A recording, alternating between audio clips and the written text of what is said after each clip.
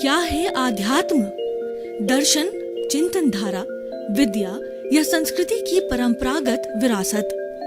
आध्यात्म दर्शन यानी जीवन का शाश्वत सत्य। मानव जीवन से जुड़े शाश्वत सत्यों को जानिए और समझिए उपासक डॉक्टर सोहन राज तातेड़ से हमारे खास कार्यक्रम आत्मविज्ञान में। आत्मविज्ञान यानी सही दृष्टि, सही सोच। भाई और बहनों, मातृशक्ति को नमन। स्टूडियो में आपका हार्दिक स्वागत है, अभिनंदन है, सत्कार है। आत्मविज्ञान साइंस ऑफ द सोल कार्यक्रम के अंतर्गत हम आपको सही दृष्टि, सही सोच, राइट विजन, राइट थिंकिंग के तहत आपकी जो गलत विचारधारा है, आपका जो गलत चिंतन है, आप जो सोच रहे हैं, उसको हम सकारात्मक रूप देते हैं। उसके अंदर हम आपको रियलिटी बताते हैं कि अल्टीमेट ट्रुथ क्या है, जीवन का सार क्या है, जीवन का सिद्धांत क्या है, जीवन की सार्थकता क्या है। इसीलिए आत्मविज्ञान कार्यक्रम प्रारंभ किया गया है और उसके तहत हम आपको प्रतिदिन नए नए एपिसोड्स बताते हैं और हर एपिसोड जो है हमारी इस विचारधारा को पुष्ट करता है, वही एपिसोड लिए जाते हैं। तो आज का हमारा बहुत ही सुंदर विषय है ध्येय, ध्याता और ध्यान। भाई और बहनों, बहुत ही सुंदर एपिसोड है। तीनों शब्दों की हम व्याख्या करेंगे, फिर हम देखेंगे कि तीनों एक दूसरे से कैसे जुड़े हुए हैं, तीनों एक दूसरे से कैसे सिंक्रोनाइज है और तीनों मिलते हैं जब होलिस्टिक रिजल्ट आता है और तीनों एक लाइन के अंदर कैसे रहते हैं, ये हम जानना चाहेंगे, हम आपको बताएंगे। पहले तो ध्येय, ध्याता और ध्यान। हम देखो सबसे पहले ध्याता पे लाते हैं। ध्याता का मतलब होता है कि ध्येय की प्राप्ति करने वाला, ध्यान करने वाला। ये जो है वो सब्जेक्ट हो गया कि कौन करने वाला है, तो वो व्यक्ति होगा, वही ध्याता बनेगा। जो ध्यान करने वाला होगा वही ध्याता बनेगा। और कोई भी ध्येय प्राप्त करने वाला, यानी कोई भी गोल को प्राप्त करने वाला, कोई अचीवमेंट करने वाला, वो तो व्यक्ति होगा। तो जैसे कि हम कोई प्लानिंग करते हैं कि मुझे जो है एमएलए बनना है, मुझे एमपी बनना है, मैंने ये लक्ष्य बनाया, मुझे कुबेरपति बनना है, मुझे विद्वान बनना है, मुझे इंजीनियर, डॉक्टर, सीए वगैरह वगैरह जितनी आजकल जो डिग्रियां होती है, मुझे वैसा बनना है। यानी हम ध्येय तय करते हैं, हम गोल तय करते हैं, जीवन का लक्ष्य बनाते हैं। उस लक्ष्य की प्राप्ति करने वाला है वो ध्याता होता है। यानी ध्यान करने वाला है वो ध्याता होगा, ध्येय को हासिल करने वाला वो ध्याता होगा। यानी उस व्यक्ति विशेष को हम ध्याता कहते हैं। अब दूसरा हो गया हमारा ध्येय। हमें एक लक्ष्य बनाना पड़ेगा कि हमारा क्या ध्येय। जैसे कि हमारी भारतीय संस्कृति ने चतुर्थ पुरुषार्थ के अंदर जीवन का लक्ष्य बनाया है, लाइफ स्टाइल बनाई है कि ये जीवन के अंदर किस तरीके से कार्य करना चाहिए और जीवन में क्या पुरुषार्थ होना चाहिए। तो उन्होंने जो है वो जो चतुर्थ पुरुषार्थ चतुष्टय के अंदर बताया काम और अर्थ। काम का मतलब होता है कि हमारे जब ये शरीर जो है जवान बनता है, तो जब जिस शरीर के अंदर से सप्तवीर्य होते हैं, जब हम भोजन करते हैं तो भोजन पचता है, भोजन के पचने के बाद खून बनता है, खून के बाद में मांस बनता है, मांस के बाद मेद बनती है, मेद के बाद मज्जा बनती है और मज्जा के बाद में जो सप्त धातु होती है वो वीर्य बनता है। और वीर्य ही हमारी जो है विटालिटी है, वीर्य ही हमारे शरीर का ओज है और वीर्य के द्वारा ही संतान उत्पत्ति होती है। यानी जो अल्टीमेट प्रोडक्ट मिलता है वो वीर्य होता है। वीर्य का मतलब शक्ति, वीर्य का मतलब ओज पैदा होता है। तो ये जो द्रव्य रूप के अंदर पैदा होता है वह हमें जो है फालतू वेस्ट नहीं करना चाहिए। और जो ज्ञानी पुरुष होते हैं इसको कामनाओं में और भोग में, विलास में खर्च नहीं करते। और नॉर्मल व्यक्ति गृहस्थी होता है, इसको भोग में, विलास में, मैथुन है, ऐश्वर्य है और उसके अंदर खर्च करता है, क्योंकि उसका ज्ञान सीमित ही है, उसके पास बड़ा ज्ञान नहीं होता है। ज्ञानी पुरुष होते हैं तो ये हमारा जो जितना भी जो ऊर्जा होती है, हमारी शक्ति होती है, वो शक्ति जो है हमारी रीढ़ की हड्डी के नीचे जो है वो हमारा शक्ति केंद्र है, वहाँ पर ये ऊर्जा का भंडार पड़ा रहता है। और वो जो ज्ञानी पुरुष होते हैं वो कुंडलिनी जागरण के द्वारा, अंतर यात्रा के द्वारा उस द्रव्य को, उस ऊर्जा को वहाँ से उठाते हैं। कैसे उठाते हैं कि आपने जो है वो हमारा ब्लड प्रेशर नापने का इंस्ट्रूमेंट देखा होगा, उसमें एक ब्लैडर होता है, उस ब्लैडर को दबाया जाता है। तो ब्लैडर के दबाने के कारण में जो हमारे जो उसके अंदर मीटर के अंदर पारा भरा हुआ है वो ऊपर की ओर उठता है और ऊपर में उठ करके फिर नीचे आता है, ऊपर नीचे से मैं फिर वो हमारे ब्लड प्रेशर की अवस्था को नापते हैं, नीची और उच्च अवस्था को नापते हैं। ठीक उसी तरीके से हमारी गुदा को ब्लैडर बना करके गुदा को श्वास के भरने के साथ के अंदर गुदा को दबाया जाता है। तो गुदा को दबा करके जो हमारी स्पाइनल कॉर्ड है, जो कि हमारी रीढ़ की हड्डी के बीच में एक सफ़ेद धागा होता है, स्पाइनल कॉर्ड है।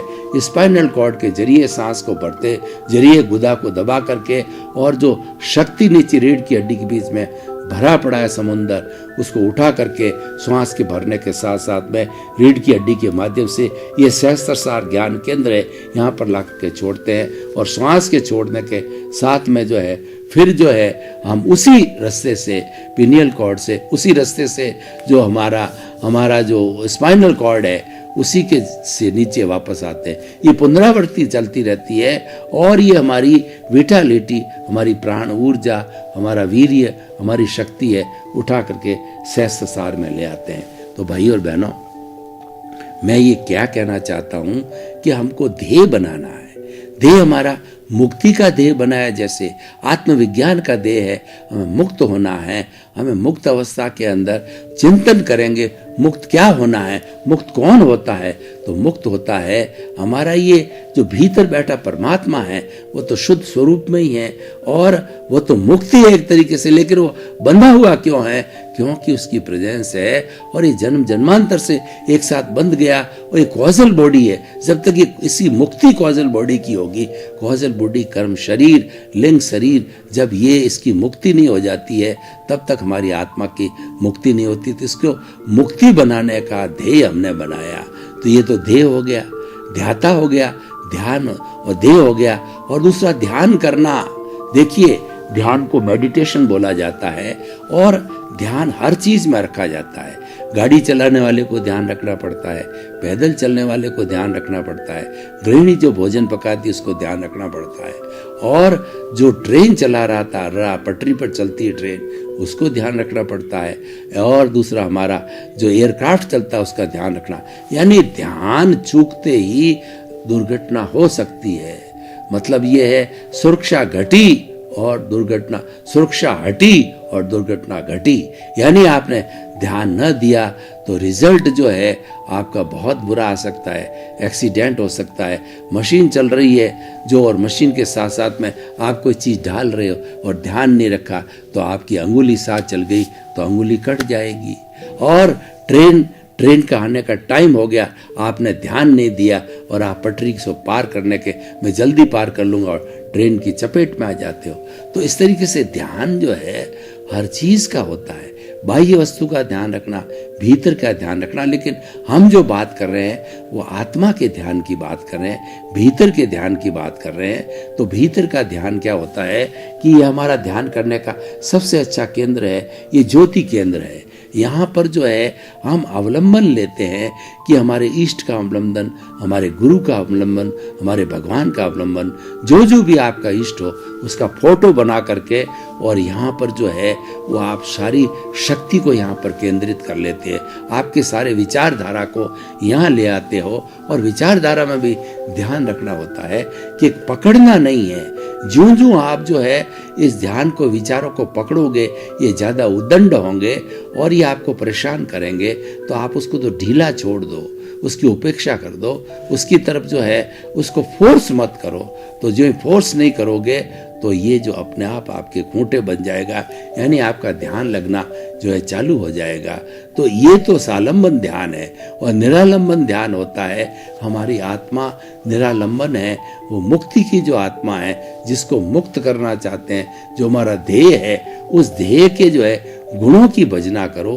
और जो माला के मणके 108 होते हैं, एक मणके को एक एक मणके को एक गुण मानो, दूसरे को दृढ़, और पूरा 108 गुण जो है आत्मा के गुणों की भजना करो। तो आत्मा के गुणों की भजना होने से क्या होगा कि ये जो हमें हमारा जो रूप है उस रूप की जो हमको प्राप्ति हो जाएगी, यानी हमारा जो अस्तित्व है उसकी अस्तित्व की जानकारी होगी। अपने अपने स्वरूप में हम रहेंगे, जो हमारा ज्ञाता दृष्टा स्वरूप अरूपी है उसमें रहने लग जाएंगे।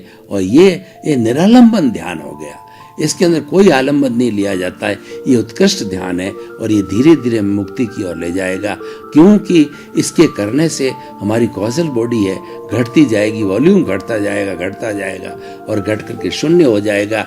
निरालंबन ध्यान से शून्य होता है, ये उत्कृष्ट अवस्था होती है और ये शून्य होकर के और फिर ये जो है आगे जाकर के सिद्ध बुद्ध और मुक्त हो जाता है। तो भाई और बहनों, हम ये कहना चाहते हैं कि हमने ध्याता की परिभाषा की, ध्येय की परिभाषा की और ध्यान की परिभाषा की। अब देखिए, इसको जो है हम एक परिणति के रूप में लेते हैं, किस तरीके से तीनों जुड़े हुए हैं। तो इसको जुड़ने के लिए हमने जो आपको जो है हम एक प्रयोग करा देते हैं जिसमें ध्याता, ध्येय और ध्यान है, वो तीनों मिलकर के किस तरीके से कार्य करते हैं, आप प्रयोग के माध्यम से अपने आप जो है आपको मालूम हो जाएगा।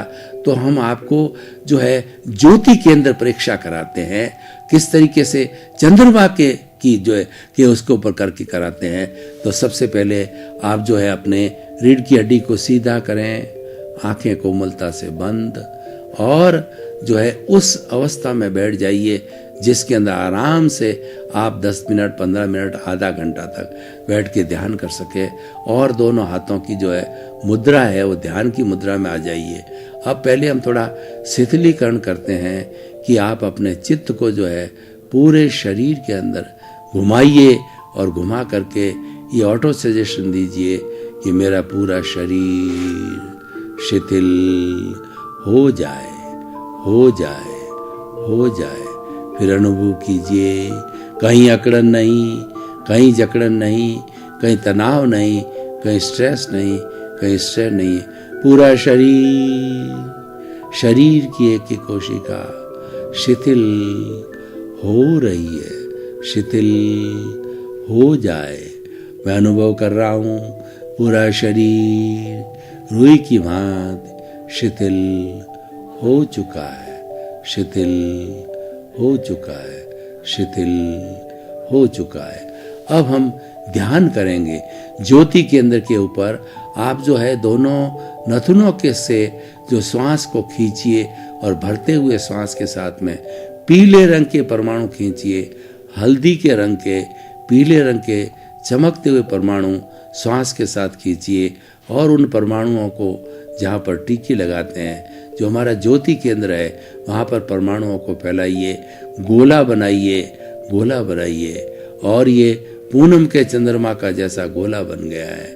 तो ये हमारा गोला है, वो ये बन गया है। ये हमारा जो है तेजो पद्मलेशिया है, जो कि पीले रंग की होती है और हमें आनंद देती है, उसकी हम अनुभूति करेंगे। अब आप देखिए कि हमारा जो है ये ज्योति केंद्र है, वह चमकता हुआ चंद्रमा के रूप के अंदर सफेद रंग के परमाणु इकट्ठे हो गए हैं। अब आप जो है ये सालंबन ध्यान करना है तो अपने आप उसको अपने किसी भी इष्ट की चित्र बनाइए, निरालंबन करना चाहिए। तो आप चिंतन कीजिए कि मेरा क्रोध, अहंकार, माया और लोभ, ये पूरी कॉजल बॉडी ये जो है भस्म हो रही है, और कर्म शरीर, सूक्ष्म शरीर, कॉजल बॉडी भस्म हो रहा है और भस्म हो रहा है, भस्म हो रहा है। और मेरा जो है ये जो जिस केंद्र पे मैं कार्य कर रहा हूँ, जो हमारा ये केंद्र है, जो ज्योति केंद्र है और जो ललाट के बीच में है, उसके ऊपर ज्योति केंद्र से मेरे को जब ये सफाई हुई तो महसूस हुआ कि मेरे क्रोध, अहंकार, माया, लोभ घट रहे हैं, घट गए हैं, घट गए हैं, घट रहे हैं, घट रहे हैं। तो अब आप धीरे धीरे अपनी आंखों को खोल करके अपनी मूल अवस्था में आइए। तो भाई और बहनों, हमने ये ध्यान किया, इस ध्यान की पूरी अवधि के अंदर हमारा चित्त कहीं इधर उधर नहीं गया। हमारा चित्त जो है हमारे ज्योति केंद्र पर ही था।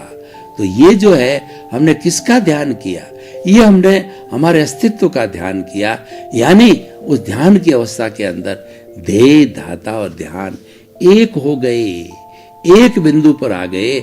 सारी शक्ति एक जगह लग गई। सारी शक्ति एक जगह लगे उससे क्या होता है, मैं आपको उदाहरण देना चाहता हूँ। उदाहरण के माध्यम से हमें स्थिति बहुत सही समझ में आ जाती है कि आपने स्कूल के दिनों के अंदर एक प्रिज्म होता है, बिल्कुल व्हाइट कलर का ट्रायंगल होता है। उस प्रिज्म को जो है रखा जाता है और उसको एक पर्टिकुलर एंगल से जो है सूर्य की किरणें उसमें प्रवाहित की जाती है और फिर उस जगह स्थिर कर देते हैं उस प्रिज्म को।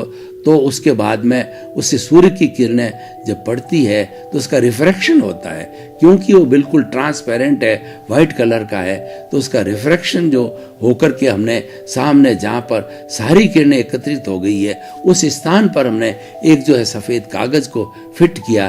तो धीरे धीरे हम देख रहे हैं कि वो सारी जो है किरणें जहाँ की एक जगह स्थिर होगी उस कागज़ के ऊपर, और ये कागज़ थोड़े समय के बाद में जलने लग जाता है। तो ये यहाँ पर हमारा रिजल्ट आता है कि ये जलने क्यों लगा। कागज इसीलिए जलने लगा कि सारा रिफ्रैक्शन जो है उसकी दिशा को एक जगह कर दिया।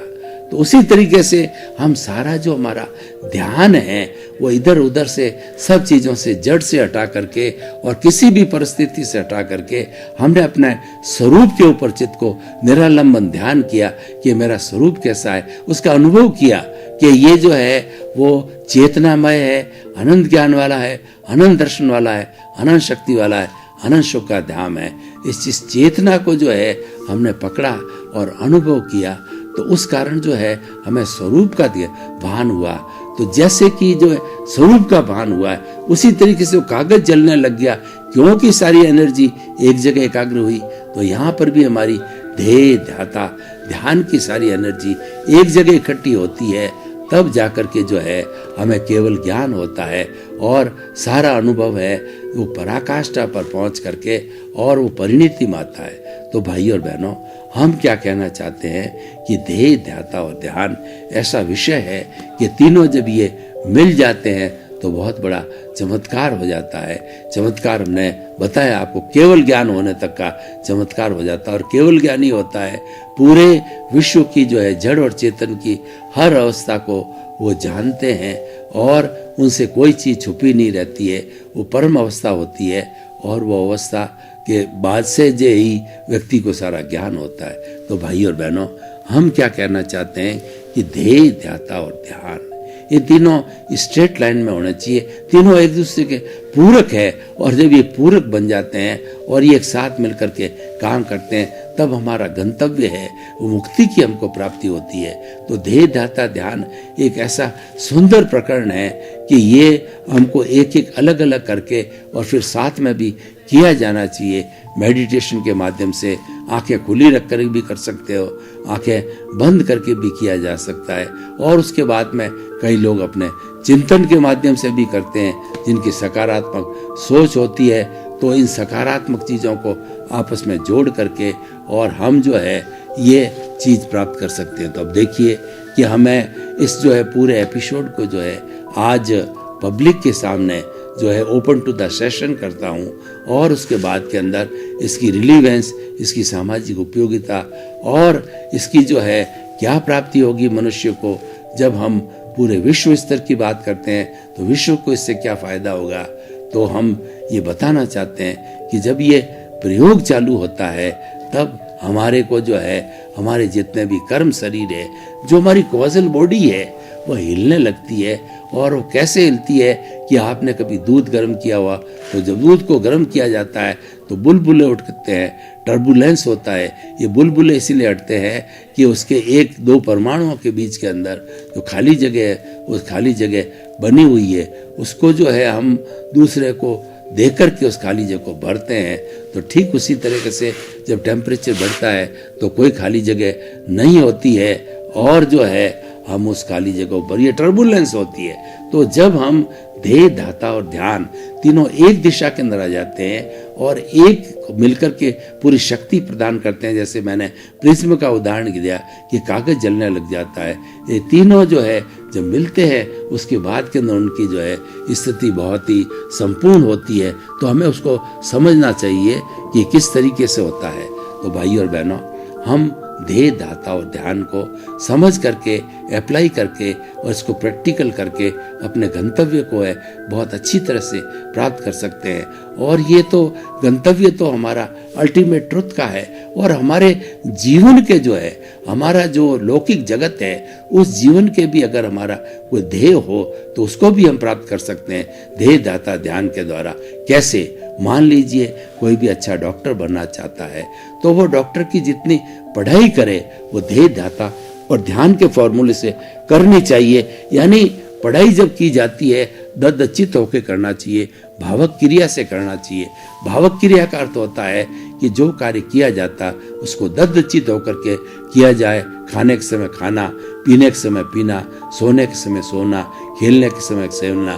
और जब हम मॉर्निंग वॉक करते हैं तो गमन योग कहलाता है, उस समय गमन योग की दृष्टि से किया जाना चाहिए। यानी जो वर्तमान के अंदर जीना, ये हमारी जो लाइफ स्टाइल ऐसी होनी चाहिए, भावक क्रिया होनी चाहिए। तो वह भावक क्रिया भी जो है हमें हमारे जो इस जो ध्येय धाता ध्यान का जो सिद्धांत आपको बताया उसमें भी जो है सहयोगी हो सकते हैं।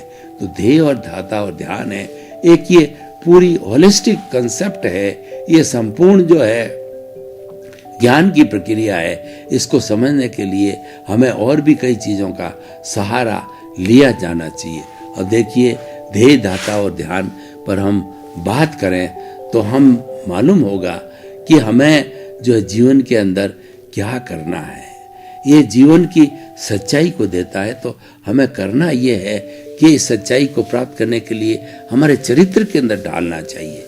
यानी हमें किसी को दोषी करार नहीं करना चाहिए। ये ध्येय धाता ध्यान बिगड़ता जब कब है कि जब हम किसी को दोषी मानते हैं और किसी को दोषी मान करके उसके अनुरूप उसकी ओपिनियन और अभिप्राय दे देते हैं, जबकि वह हर समय बदलता रहता है। क्योंकि सृष्टि का नियम है, हर क्षण हर वस्तु बदलती रहती है।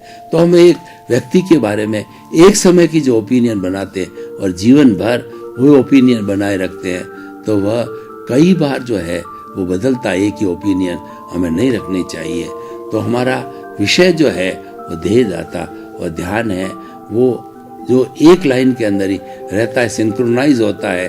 तो उसके सिंक्रोनाइजेशन को हमें देखना है और हमें इसको आगे बढ़ाना है। तो भाई और बहनों, ध्येय धाता ध्यान का कॉन्सेप्ट है, बहुत एलाबोरेट कॉन्सेप्ट है, और इस कॉन्सेप्ट को केवल जो है हमारे तक ही सीमित नहीं रखना, इसको अलग अलग जो है स्थानों पर बांटा जाना चाहिए। यानी जो हम ध्येय धाता ध्यान की ट्रेनिंग प्राप्त करके हमें ये संकल्प लेना चाहिए कि ये जो प्लानिंग हमने की है, ये जो प्रवचन हमने दिया है, जितना हमने जो है इस वीडियो को देखा है, तो वो देने के बाद के अंदर वो किसी के लिए उपयोगी हो, ऐसी व्यवस्था जो है हमें करनी चाहिए। तो भाई और बहनों, निष्कर्ष की भाषा में मैं बात करूं कि ध्येय और धाता और ध्यान एक सिद्धांत है। इस सिद्धांत की प्रैक्टिकली ये है कि हम जो है इसको जो है वो हमारे जीवन के अंदर डालें। यानी जीवन का कोई भी कार्य करें तो ध्येय धाता ध्यान तीनों समाहित हो जाने चाहिए एक में, और तीनों एक जैसे लगने चाहिए। तो जब तीनों एक जैसे आ जाएंगे तो वह हमारी भावक क्रिया हो जाएगी, वो वर्तमान में आना हो जाएगा और हमारी सार्थकता हो जाएगी। तो भाई और बहनों, बहुत सुंदर एपिसोड है ध्येय धाता ध्यान की। हमारी भारतीय संस्कृति में अलग अलग जगह पर बहुत सुंदर ढंग से व्याख्या की गई है। अगर हम प्रारंभ से देखें तो ध्येय धाता ध्यान को है हम जो है श्रवण मनन और निध्यासन के रूप में भी देख सकते हैं। ये इससे मिलती जुलती बात है, क्योंकि ये सारे नियम हैं हमारे भीतर से आते हैं, क्योंकि भीतर का जगत सूक्ष्म है और भीतर का जगत ही कुछ न कुछ दे सकता है, वह जो उठाने वाला नहीं होगा। तो भाई और बहनों, जब हम ध्येय धाता और ध्यान है इस उपकरण को हमारे समाज पे भी लागू करते हैं और तीनों मिलकर के कार्य होता है, तो समाज भी प्रगतिशील होगा, क्योंकि इसकी जो निष्पत्ति है बहुत सुंदर निष्पत्ति है। भाई और बहनों, आपका बहुत बहुत धन्यवाद। आप आत्मविज्ञान कार्यक्रम बराबर देख रहे हो, हमको भी फीडबैक मिल रहा है। जब श्रोता का और वक्ता का तारतम्य और तादात्म्य होता है तब दोनों को आनंद की अनुभूति हो रही है। आपको भी एपिसोड सुन करके बड़े आनंद की उत्पत्ति और मुझे भी हो रही है। इसी का नाम सत्संग है और सत्संग के माध्यम से हम व्यक्ति को सुधारना चाहते हैं। सुधरे व्यक्ति, समाज व्यक्ति से राष्ट्र स्वयं सुधरेगा। इसी क्रम में आपका जीवन आनंदमय हो, मंगलमय हो, परोपकारमय हो। आप खूब समाज की सेवा करें और अपने गंतव्य प्राप्त करें। आपके प्रति मंगल। आत्मविज्ञान में आत्मविज्ञान यानी सही दृष्टि, सही सोच।